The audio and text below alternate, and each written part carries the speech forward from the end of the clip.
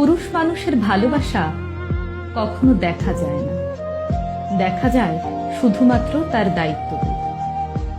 যে মানুষটা রোজ খেয়াল করে আপনার খোঁজ রাখে, আপনি খেয়েছেন কিনা, আপনার শরীর ভালো কিনা, এই প্রশ্নগুলো বারবার করে, সেই মানুষটার সবটা জুড়ে আপনি থাকেন।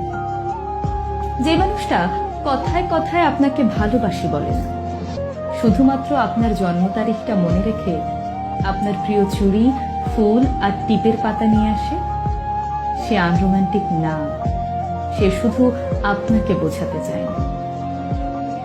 আপনি সারাদিন অনলাইনে না থাকলে যে মানুষটা বাহানা করে আপনার কণ্ঠস্বর শুনতে চায়, অযথাই ফোন দিয়ে আপনাকে রাগিয়ে দেয়, সেই মানুষটা আপনাকে অবহেলা করে না, বরং আপনাকে প্রচন্ড মিস করে।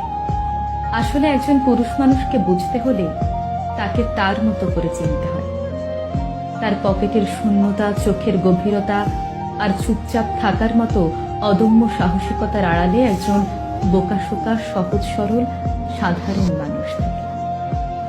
মেয়েরা অভিমানের সবকিছু বলে দিতে পারে, একজন পুরুষ তা পারে না, কারণ আপনি তার ভালোবাসার আগে আপনি তার দায়িত্ব, যাকে সে সারা জীবন নিজের কাছে আগলে রাখতে চায়।